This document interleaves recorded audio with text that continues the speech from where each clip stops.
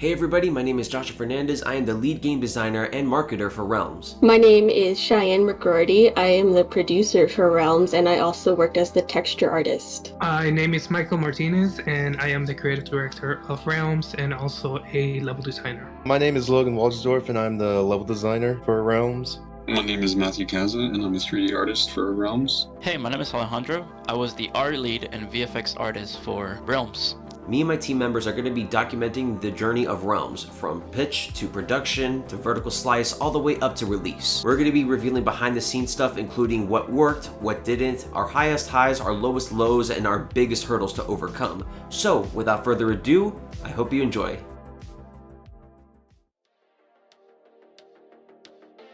Realms started off as a concept, a pitch at that. During the fall of 2021, me and all my other classmates in Game Design Workshop 1 were tasked with creating pitch ideas for the game. Whichever two were the most popular would be manifested into fully fledged games for production and release. Out of dozens of potential ideas, two were chosen: Creative Imaginations with their game Extraordinary, and us here at Everything's Fine Productions with our game Realms. When I first pitched Realms, it was a race against time to save the 4 primordial realms. Each of the levels were supposed to have a collapse time that would make the player rush and kind of like feel the adrenaline of completing the levels before the realm collapse, and the loop will begin all over again.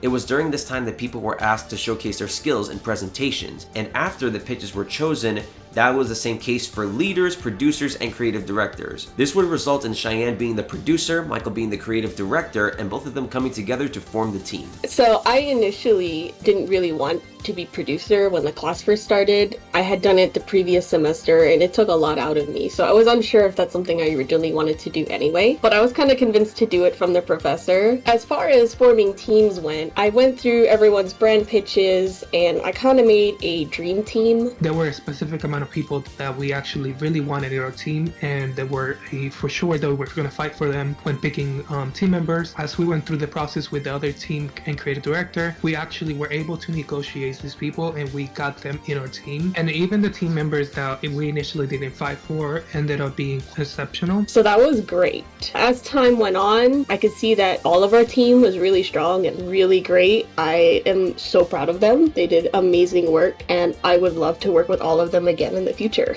The Realms project was a great idea which I wanted to work on from the beginning. The game had a lot of attributes that I was looking for, like a wide range of scenes and different worlds, and I knew from the get-go that that was going to be something that I wanted to do and make effects for, since it was going to be completely different on every single effect that I did. Once the team had their sights set on what they wanted to do and what they wanted to create, we began working on the art and design prototypes. And it was also during this time that our team was not Everything's Fine Productions. At the time, we decided to go with Live to Dice to kind of further fit in with the D&D theme.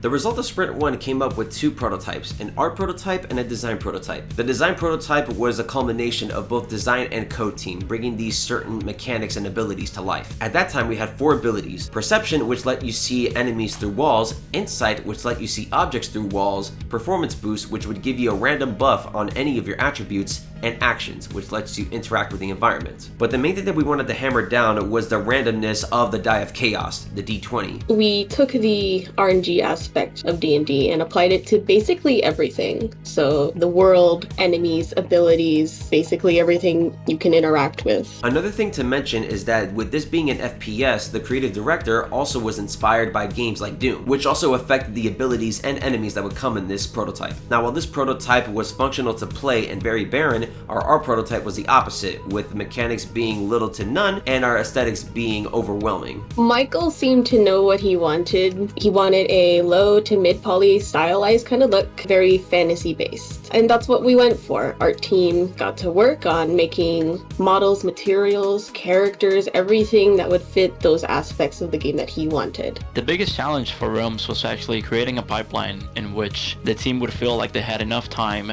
to put work in and have something feel like it had a soul while them not having to crunch too much of their time. It was a great challenge because the idea of the game is so massive in size. The solution that I came up with was by reading how Dishonored and games like Dishonored use their pipeline in order to create a style that was able to be placed apart in different sections to make each level feel completely different from the other while still keeping the style. When making the modular pieces, it was about reusability. I wanted to make sure that the door frames and floorboards and all the different extra pieces were fitting in the art style for each different level. I wanted the desert ones to be rigid enough to still look good, and also for the ice level, I wanted them to look fancy enough to accent the shininess of the level.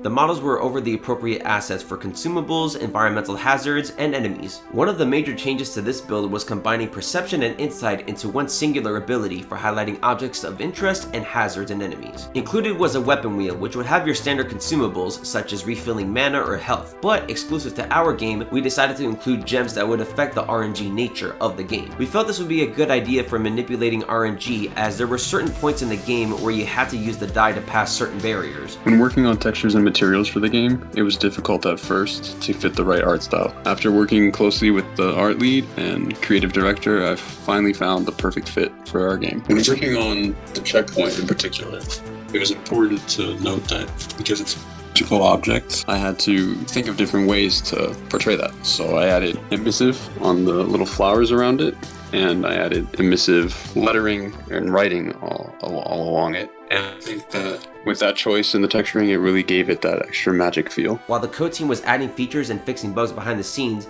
the art team was doubling down on making a bunch of models for almost every aspect of the game, while design team was working on the first level, Desicosa.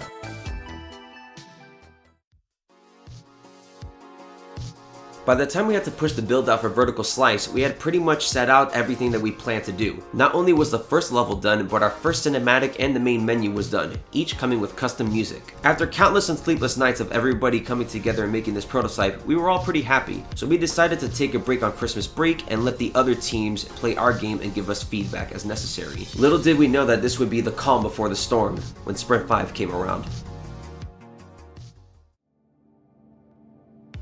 Vertical Slice was the huge turning point for our game. Despite the art, code, and design team setting out everything they planned to do for Vertical Slice, when the people actually played our game, it was less than what we expected. Most of the feedback was aimed at my team, design team, stating our level design wasn't up to par, there was a bunch of clipping issues, several bugs here and there, people didn't know what was going on, how to play, or what the lore was, and most importantly, our core loop was not fun for the players. People mentioned that the abilities not only were not fun to use or the game was too easy for them to use, but there was no incentive to actually use them. This forced the leads to step back and reassess the game to make sure that we would fix this problem once the new semester started. Being the design lead, I took it upon myself to try to coordinate with the other team members as well as my team and try to figure out how we can completely overhaul our core gameplay loop as well as every other aspect of design. In the end, we decided to abandon some of the tabletop aspects and lean more into the FPS aspect of the game. Most abilities were scrapped and replaced with new ones. We added puzzles that required you to use said abilities, and a journal and narration system to help lead the player on their journey. Ideas were too big and too grand. We had to do a massive scale back. Some of these ideas included having to drop character concepts, die abilities, the fourth realm, and even changing the entire story. Initially, Fortuna's master was killed in the beginning of the game, prompting Fortuna to go on an adventure by herself. In this revision of the story, we decided to not only let her master live, but also have him play an important role in the story, as he passes the Die of Chaos to Fortuna and acts as a guide to her journey throughout the realms. We were also able to finally set in stone how each member of the team would contribute. Most already had their roles, but some things had to be changed for the benefit of the game. Our team was tripling down on making assets and materials, design team started working on every level, and code team was working on revitalizing all the abilities and gameplay. With new and revitalized passion for the project, we not only overhauled everything within the game, but even our company name as well. Throughout the semester, to ease the tension and to get a laugh out of the process and enjoy ourselves more,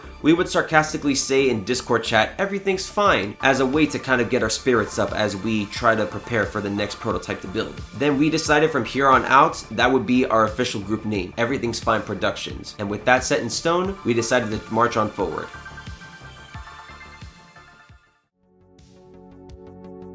This build was possibly the biggest overhaul we had in the entire production of Realms. Desacosa had a complete makeover featuring new models, layouts, textures, and even working puzzle aspects. We also started working on white boxes for Arskana and Veteran. When making the forest level, I got inspired by actually Halo at the time because I was playing some Halo, so I went through and talked to our lead designer and creative director, and they liked the idea for the buildings and stuff, which I use Pro Builder. I try to implement some of the elements of like the Forerunners so that when you're in this level, you basically get this feeling of like this ancient civilization that's made this structure. So, and it just gives you a little bit of curiosity, and you want to go in and figure out what is it, and you keep just getting to the top and just keep going through the level. When working on Sprint 6, it was very difficult at first. Not only did we completely redesign the desert level, on top of that, we also started working on the ice and forest level, and I had to design and work on those props as well. So it was 3 levels all at once. Apart from bug fixes and adding features, the code team was also completely bringing these new ideas to life, having to overhaul certain systems. Everything that we had set out to conceptualize last sprint, we brought to fruition in this one, and from here, we were only going to keep on adding more to it. There wasn't as many changes to this build as compared to the last one, but there are a few notable things that we did accomplish. Arskana by this time had almost been completed, and the white box for Veteran was fully done. All the cutscenes had been completely animated with custom music for each one of them, and here is where we started working on our dialogue system. With Alden acting as a guide to Fortuna throughout the levels, we had to figure out what type of person he is and how he would talk, and where specific points on the map he would be able to give Fortuna advice. We had these objects that you would place around the level as hotspots for dialogue options to come up. After having edited most of the core mechanics for the game and having completed my level, Desacosa, I decided to take a step back from the design aspect a little bit to start focusing on marketing. I planned on Instagram showing off specific art pieces and assets, while Twitter would have some devlogs. Ultimately, I decided to delete the Twitter and focus more on the Instagram page, as eventually I would need to assist further in level design as well as the dialogue.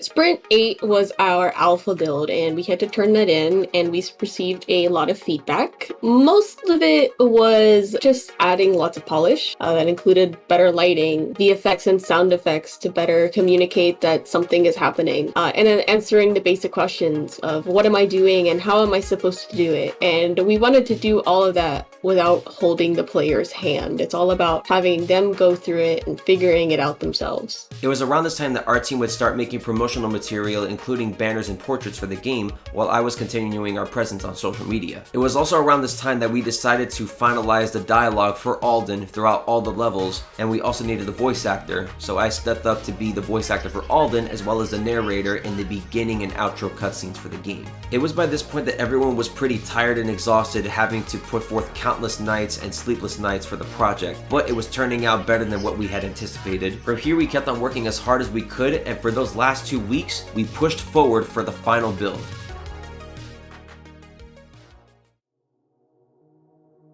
The final release was one of the most magical times in the process. Everybody was working together as a community to release this game that we are proud of. Everybody was very active and always having cross-team communication. When we put together this final build on the last day, it took half the team to stay up nearly all night to bug fix, test the game, polish it, and get it ready for the class. But as the night went through, they went to sleep, till at the end it was just our character artist, the code lead, and me. All that was left was to playtest the game from beginning to end. So all 3 of us started the game at the same time and played through, making comments to each other, and we were actually enjoying the game as we played through. Then when we finished the game, and the sense of achievement and pride that came over me was huge. As the credits rolled and I read through all the things everybody did, that made me insanely proud of everybody in this team. Finally, the hard work had paid off. Having played this game fully through from start to finish in preparation for making this documentary and the announcement trailer, it was way better than anything I could have anticipated when first joining the team. It was absolutely incredible. Overall, Realms was a great experience and a really fun time working with everyone that was in the team. Everyone was like-minded and we all shared the same idea of using our best abilities to create something that really felt worthy of being our last project for this major. At the time of this recording, we currently have the game available for download in its beta form on itch.io. However, we are planning for a Steam release completely free either by late May or early June. We still have a couple bugs to fix and a couple features to add, but I am perfectly happy with the product that we have right now. In the end, we created a project that I am proud of, one that I hope everyone is proud of, and it turned out beautifully. I want to thank everybody in my group, Everything's Fire Productions. I want to thank all the leaders, all the artists, coders, and designers for all the sleepless nights. Everybody put forth their best foot, and they did it with finesse. They did it with blood, sweat, and tears, and I couldn't be prouder. So thank you for joining us on this journey through the development of Realms. Hope you learned something, and we hope you enjoyed. Thank you. Everything's fine.